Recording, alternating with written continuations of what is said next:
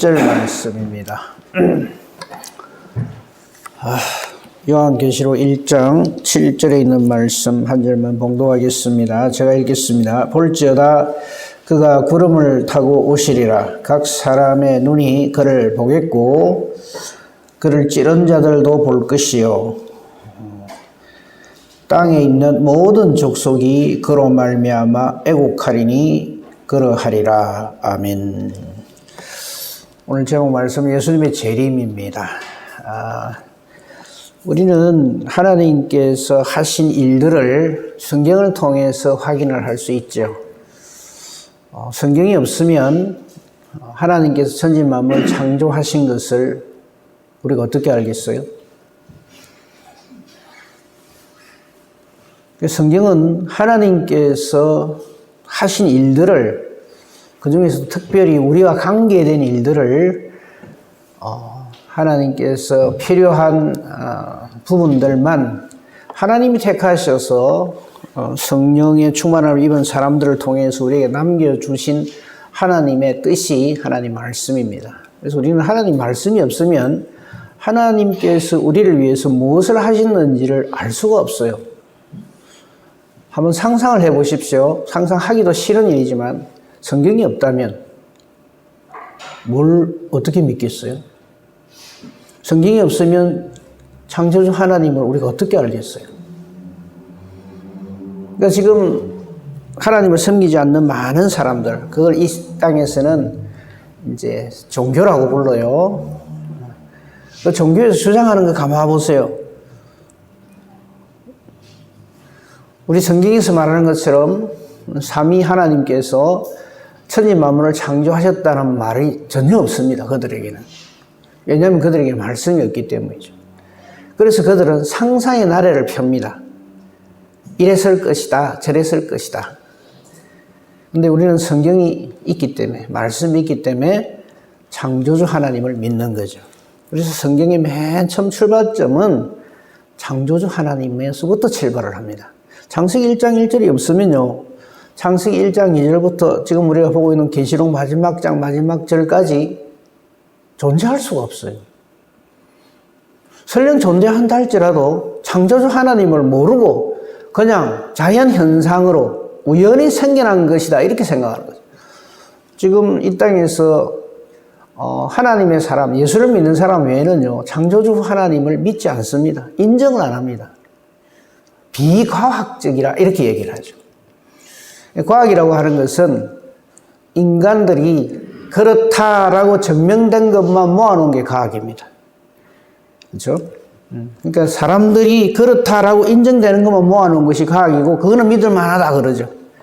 그래서 저들은 성경을 비과학적인 책이라고 해서 지금 기독교도들만 믿고 따르는 허황된 이야기다 하는 것이 이 세상 사람들의 주장입니다.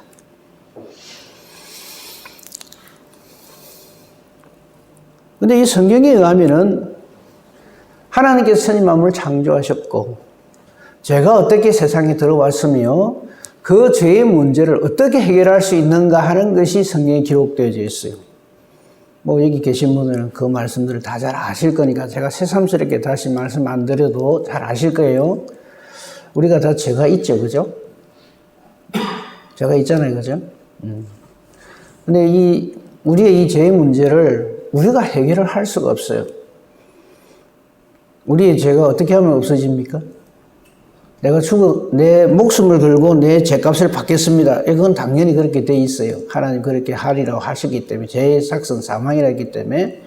근데 이 죄의 문제가 우리가 죽지 않고, 그렇죠? 영원한 생명을 누리면서 죄의 문제를 해결하는 길은 딱 하나입니다. 하나님이 약속하신 것, 예수 그리스도의 대속의 피 외에는 길이 없어요. 그걸 우리가 어떻게 압니까? 말씀 통해서.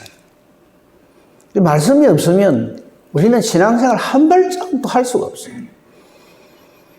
이것을 해결하시기 위해서, 이 약속하신 것을 하나님께서 이루시기 위해서 창세기 3장 15절에 여인의 후손을 약속하신 예례로 그 여인의 후손을 이 땅에 보내시기 위해서 구약의 역사를 통해서 하나님은 계속 이 일을 이루어 가시는 거죠.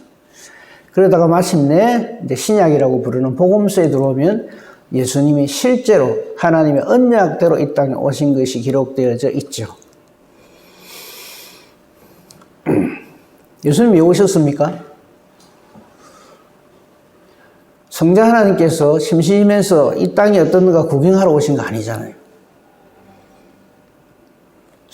요한복음 3장 16절에 기록된 대로 하나님 우리를 사랑하시는 그 증거로 예수님이 오십니다. 우리를 사랑하시는 증거가 뭡니까? 우리 죽을 자리에 자신이 대신 대속의 죽음을 죽는 것이죠. 그리고 우리의 구원은 그 사실을 믿는 믿음을 가진 사람만이 오직 그 믿음으로만 구원을 받습니다. 저와 여러분의 어떤 하나님 보시기에 아름답다 싶은 상당히 괜찮은 신앙의 어떤 공로, 행위, 이걸 가지고 천국에 가려고 생각하시면 큰일 납니다. 그거는 당연히 해야 될 일입니다.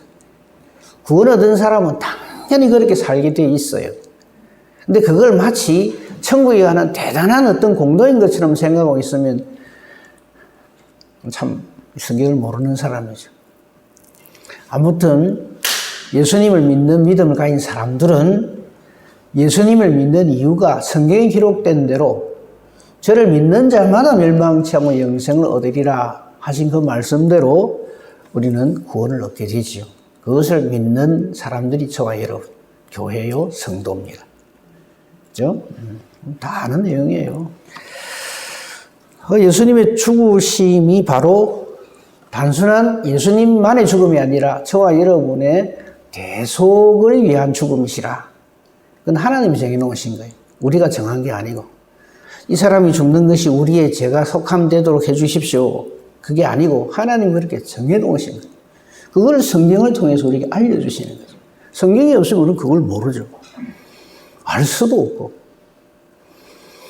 근데 그렇게 대속의 죽음을 죽으신 것이 완전히 효과 있다는 것을 증명해 보이신 사건이 부활절입니다. 그죠? 우리 얼마 전에 부활절 했잖아요. 그죠? 그 부활은, 와, 예수님은 죽어도 산다. 이 말 들으려고 하시는 게 아니에요. 대속의 죽음이 그대로 완전히 이루어졌다. 그냥 단순히 우리의 죄값만 갚으신 것이 아니라 죄악 근세에 대해서, 사망 근세에 대해서 완전히 승리하신 것을 증명하신 것이 바로 예수님의 몸의 부활입니다. 그죠? 그 예수님의 몸의 부활이기 때문에 저와 여러분도 부활의 은혜와 능력을 덧입게 되는 거죠. 그걸 믿는 것이 우리 기독교 신앙의 핵심이죠. 예수님의 죽음이 없으면, 예수님의 부활이 없으면 우리가 가장 불쌍한 자예요. 엉뚱하고 헛짓을 하고 있는 거죠. 그걸 우리에게 기록으로 다 남겨주셨단 말이죠. 그게 이제 복음서에 기록되어 있죠. 그죠? 근데 복음서 다음에 나오는 게 사도행전인데, 사도행전에서는 바로 이 일에 대한 것이 틀림없이 우리에게 보여주는 보혜사 성령을 약속하십니다. 그래서 사도행전의 별명이 성령행전이죠. 사도들이 이렇게 행동했다, 사도 바울이 이랬다, 사도 베드로가 이랬다, 야고보가 이랬다가 아니라 성령께서 이렇게 하나님의 사람들을 통해서 이렇게 역사하신다 이거죠. 그래서 우리 교회도 바로 이런 사도적 교회가 돼야 되고 성령의 교회가 돼야 된다 이 말입니다. 그래서 우리가 그 사도행전부터 쭉 해가지고 우리가 지금 요한계시록 보고 있잖아요. 유다서까지가 이렇게 성령께서 역사하심으로 우리에게 예수님이 십자가 지시고 대속의 죽음을 죽으셨지만 부활로 승리했으며 그게 복음서까지 기록되어 있잖아요. 그래서 사도행전 1장 초두에 보면은 성령을 약속하시면서 우리 5월 26일이 이제 성천절인데 그날 우리 성천예배 연합으로 상구역 연합으로 드릴 거예요. 하늘로 올라가시잖아요. 하늘 왜 올라가십니까? 처소를 예비하러 간다. 우리의 구원은요, 예수님이 우리의 신랑 되시고 우리는 그의 정결한 신부가 되는 거로 비유를 해놨어요, 성경에는. 그래서 예수님이 마치 그 신랑이 신부를 위하여 처소를 예비하는 것처럼 하나님의 정하신 때가 될 때까지 우리를 지켜주시고 구원을 얻을 사람들이 다 그 수가 차기까지 기다리고 계시는 거죠. 그게 지금 우리가 살고 있는 이 때입니다. 이 때를 분별해야 돼요. 그걸 모르는 사람들은 자꾸만 이 세상에서 예수를 믿는 목적이 이 세상에서 더 잘 먹고 잘 입고 잘 살기 위해서 예수를 믿는 엉뚱한 짓을 하게 돼요. 그러니까 기도 제목이 다른 거죠. 내 잘 되고 우리 자식 잘 되고 부자 되게 해주시고 뭐 되게 해주시고 이 땅에서의 어떤 것을 무엇을 입을까 무엇을 먹을까 무엇을 마실까를 기도하는 사람이 되는 거죠. 그런데 우리는 어떻게 기도해야 합니까? 나중에 우리 보겠습니다만 이 예수님의 재림을 기도해야 돼요. 재림 기도 하십니까?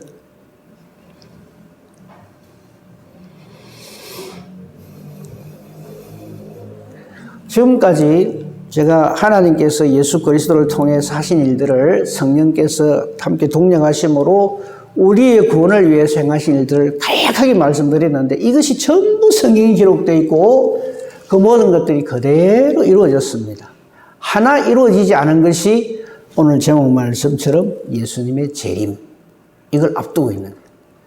우리가 예수님의 재림을 확신할 수 있는 이유는 창세기 1장 1절부터 지금까지 우리에게 약속하신 구원을 들자게 주시는 모든 은혜와 복이 그대로 이루어졌음을 우리가 확인하기 때문에 예수님의 재림은 틀림없다, 이렇게 확신을 하는 것이죠. 예수님의 재림이 없으면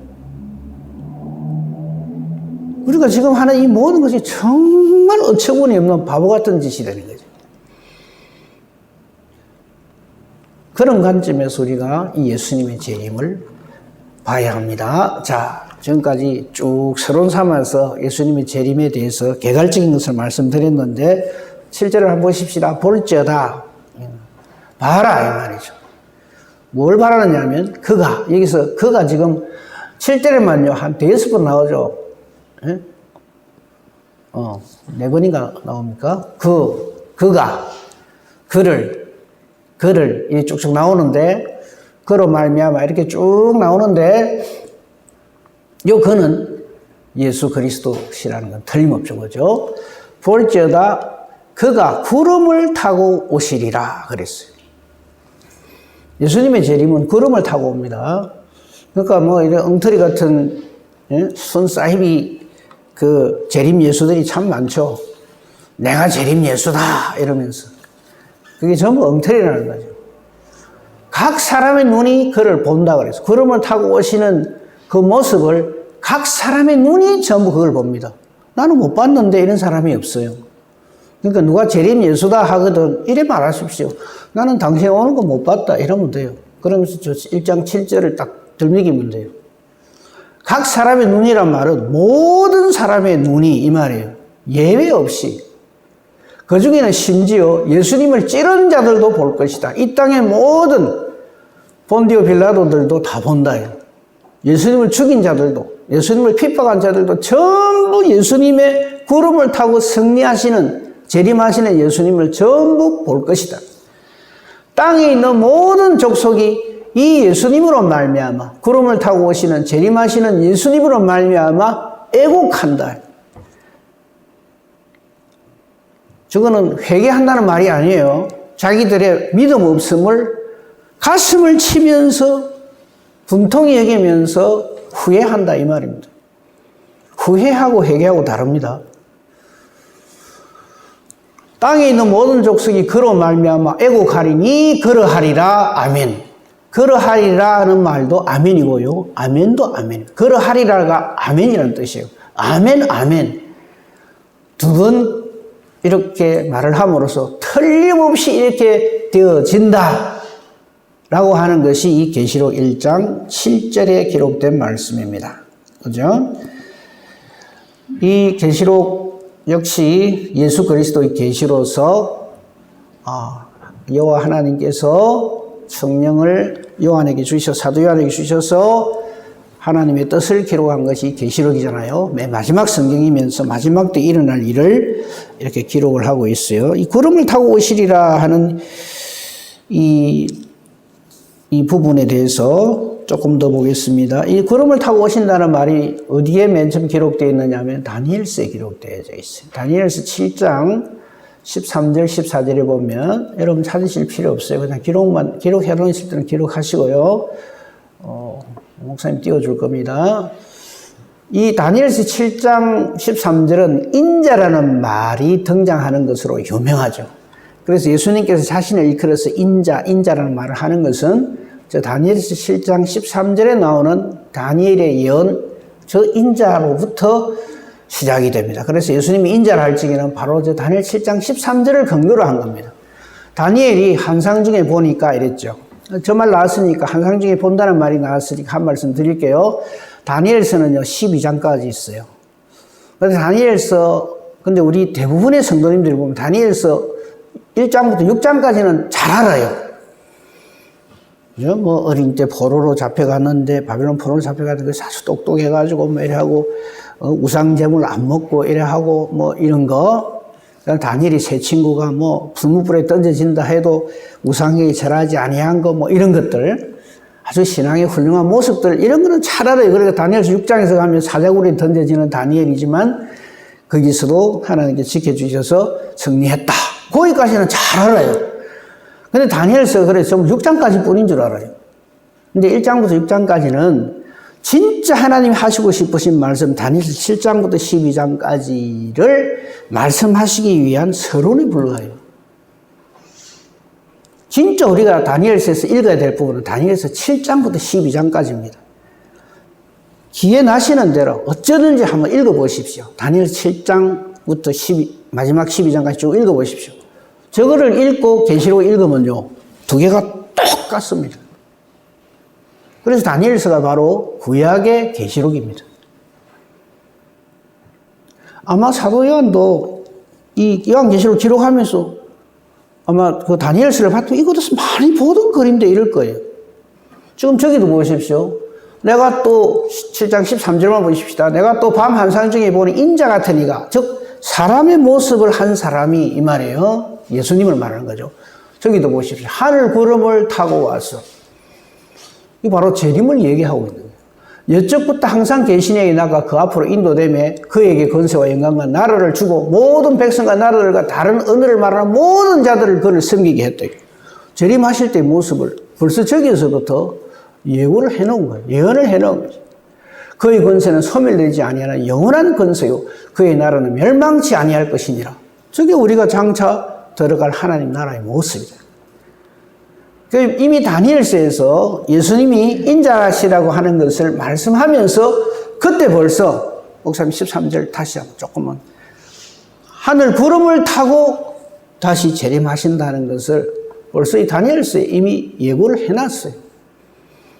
그런 거지. 갑자기 어느 날 예수님이 재림하실 때 구름 타고 오신데 예수님이 말씀하셔서 예수님이 내가 구름을 타고 오리라 라고 말씀하시는 것도 바로 저 말씀을 근거로 해서 말씀하시는 거예요.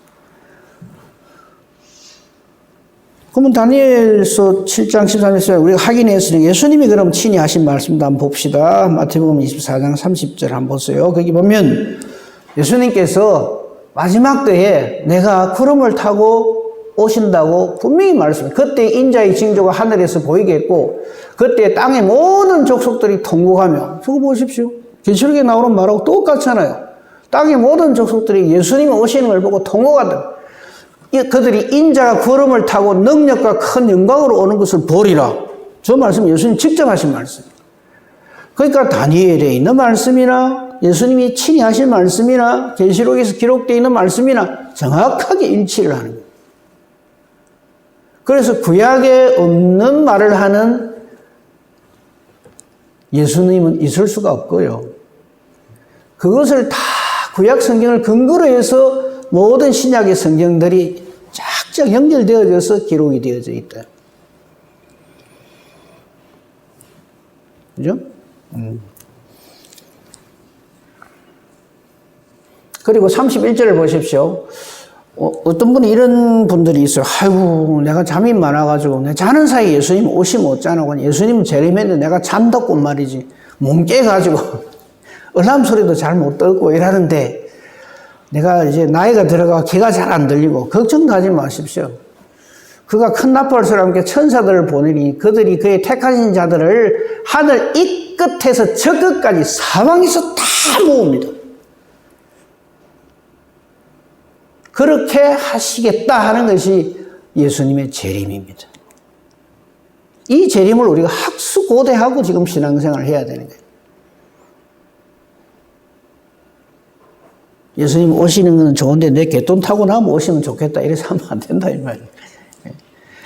인간의 시간을 계산을 해가지고 자꾸 뭐 요 다음에 오면 좋겠다 저 다음에 오면 좋겠다 이때 옷이 없어서 저때 옷이 없어서 그러면 안 돼요. 옛날에 우스갯말로 맞을 놈은 요 치라 저 치라 한다는 말이 있다는데 예수님의 재림을 학수고대하는 사람이 내 원하는 대로 예수님 이때 오세요 저때 오세요 하면 안 돼요. 우리가 할 말은 딱 이거 하나. 아멘 주 예수의 오시옵소서. 이 말만 해야지.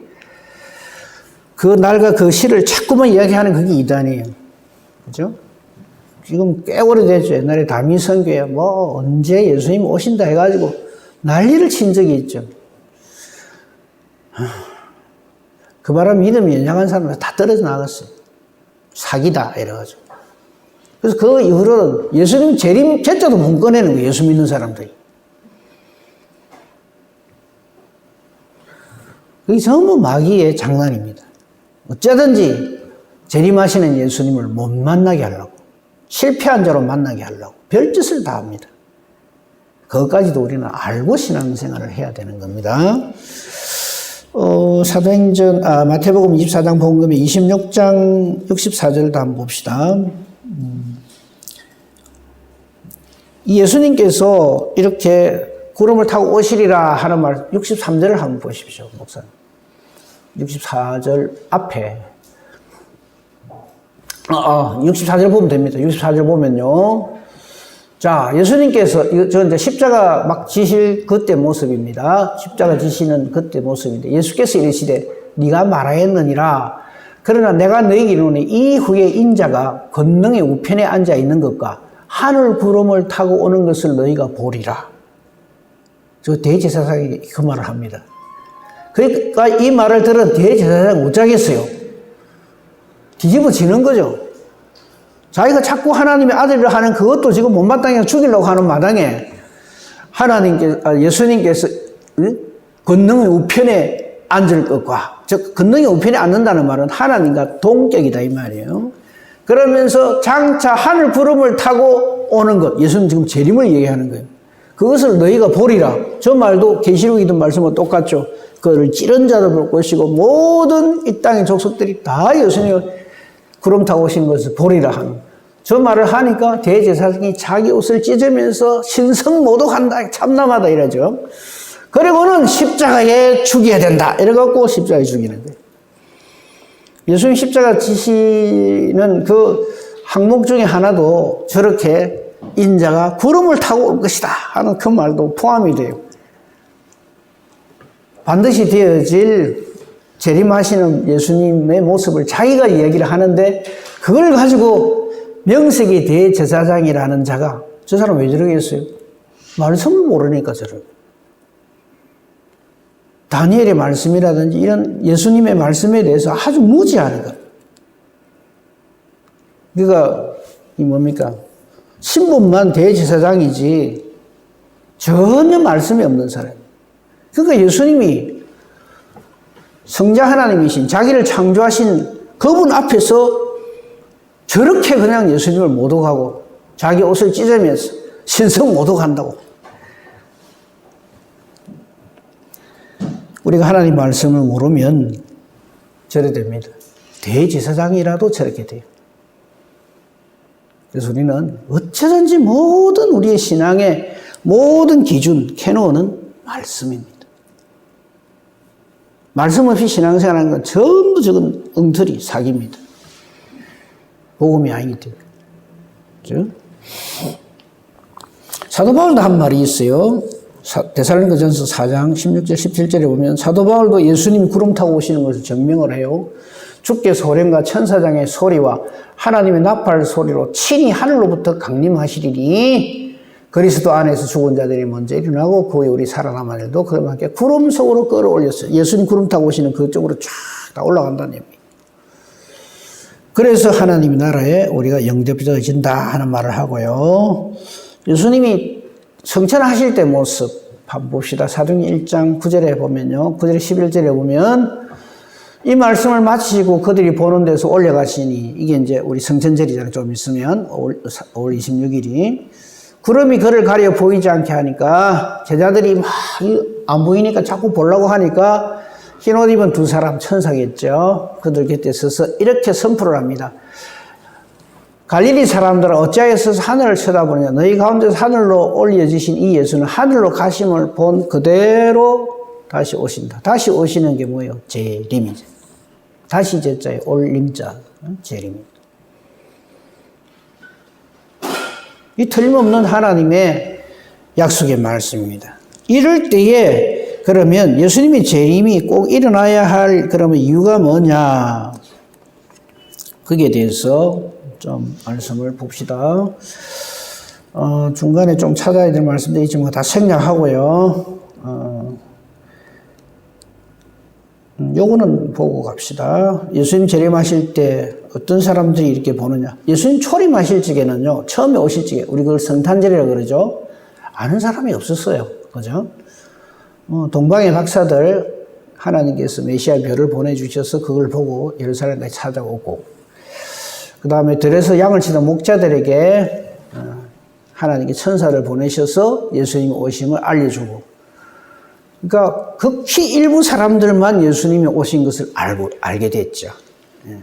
그래서 동방 박사들과 들에 양을 치던 목자들 외에는 예수님이 오심을 이렇게 알고 와서 찬송하고 하나님 경배하는 사람들이 거의 없었어요.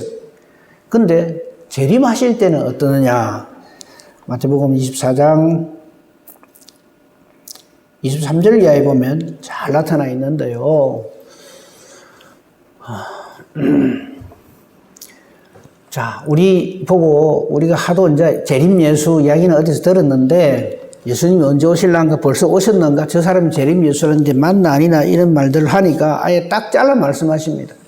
그때 사람이 너에게 말하되 보라 그리스도가 여기 있다 혹은 저기 있다 하여도 믿지 말라. 제발 좀요. 아이고 그 사람은 틀림없습니다. 그 사람이 이런 이적도 행하고 저런 병도 고치고 뭐 어쩌고, 그 사람 뭐 주는 물 마시면 뭐 어째되고 뭐 어째되고. 아이고 제발, 뭐 우리 중에는 그런 분 없겠지만 혹시 그런 사람이 있거든, 따끔하게 얘기를 하세요. 그 예수님이 미리 말씀하셨잖아요. 여기 있다 저기 있다 해도 믿지 말라. 24절 거짓 그리스도들과 거짓 선지자들이 일어나 큰 표적과 기사를 보여서 할 수만 있으면 택한 자들도 이거 가지고 미혹한다. 내가 재림 예수다. 여러분 이단들의 특징이 뭔지 압니까? 전부 자기가 예수래요. 전부 자기가 예수랍니다. 재림 예수랍니다. 그걸 예수님도 미리 다 말씀해 놓으셨어요. 새삼스러운 게 아니고 요새 왜 이러냐가 아니라, 그러니까 미혹할 건데 거기에 속지 말아요. 우리가 어디에서 자꾸 속느냐 하면 큰 표적과 기사 저걸 보고 끄뻑끄뻑 다 넘어가는 거예요. 죽은 자 살린다 해도 믿지 마세요. 그렇게 한다 그랬어요. 큰 표적과 기사를 보여서 할 수만 있으면 택한 자들도 미혹하고 넘어뜨리게 말한다 이거예요. 25절 내가 너에게 미리 말한다. 예수님이 이제 아직 성천도 안 하시고 재림은 아직 멀었지만 아직도 우리가 지금 기다리고 있지만 미리 말해 주시는 거예요. 사람들이 너에게 말하되 보라 그리스도가 강야에 있다 해도 나가지 말고 골방에 있다 해도 믿지 마라. 제발. 예수님이 언제 오시는가? 27절 보십시오. 번개가 동편에서 나 서편까지 번쩍한 것 같이 인자의 임함도 그렇습니다. 아이고 미국에서 오시면, 미국으로 오시면 우리는 한국에 사는데 보이나? 망구 우리 생각입니다. 번개불이 동편에서 서편 번쩍하듯이 인자의 임함도 그렇게 해야 됩니다. 나는 왜 못 봤지? 이런 소리 하는 거 아니라 이거예요. 모든 사람이 예수님을 본다 그랬어요. 그 29절을 한번 보십시오. 그날 환란 후에 즉시 해가지고 조금 더 넘어갑시다. 30절. 그때 인자의 징조가 하늘에서 보이겠고 그때 땅의 모든 족속들이 통곡하며 그들이 인자가 구름을 타고 능력과 큰 영광으로 오는 것을 보리라. 아까 우리 이 부분 봤죠, 그죠? 24장 30절. 그죠? 그리고 모든 하나님이 택하신 자들 하늘 이편에서 하늘 저편까지 그죠? 하늘 이 끝에서 저 끝까지 전부 어디에 있든지 간에 하나님의 실패하지 아니하시고 택하신 자들은 전부 택하여서 구원해 내신다.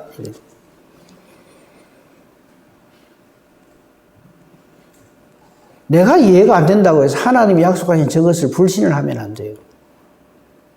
틀림없는 겁니다.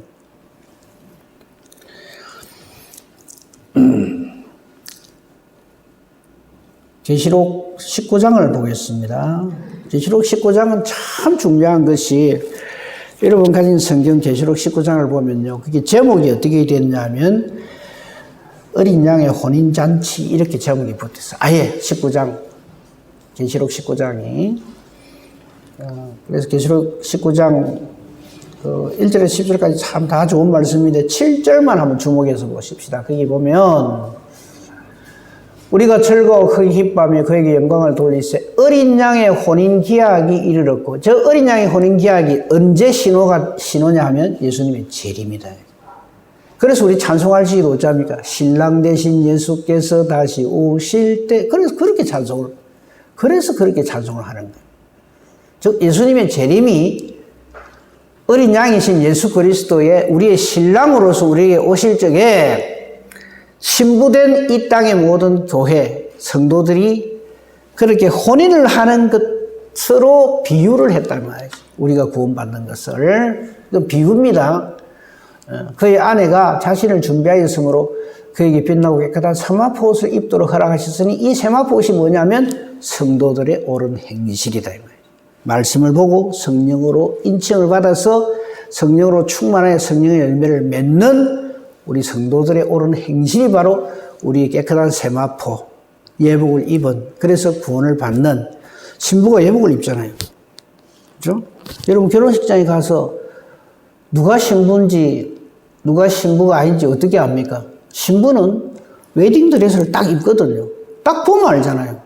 누가 말 안 해도 저 사람이 신부구나 알듯이 신랑 되신 예수님 오셨을 적에 깨끗한 세마포 옷을 입은 우리 성도들의 하나님 앞에 옳은 행실, 믿음으로 산 바로 그것이 예수 그리스도의 신부로서 인칭을 받는 우리의 예복이다 이 말. 그렇게 우리가 신앙생활을 해야지. 내 기분 좋으면 열심을 냈다. 기분 쑥 틀리고 이러면 막 때려치우고 그건 내 기분 충만, 감정 충만이지 성령 충만이 아니다. 성령 충만한 사람은요 못 말립니다. 어느 누구도. 아무리 사탄이 방해를 해도 이겨내고 승리하는 진짜적인 믿음을 가지는 그 열심을 내시라고요. 사람의 열심 내지 말고.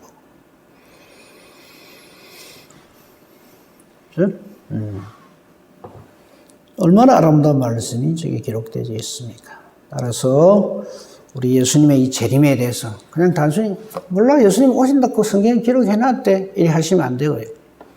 그죠?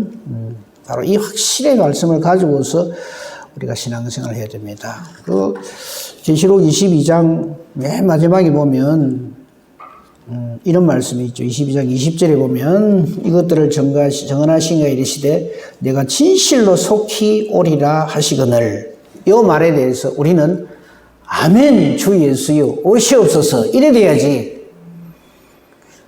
잠깐만요 좀 이따가 오시면 안 됩니까? 이래서 하면 안 된다. 항상 저 믿음이 준비되어져 있어요.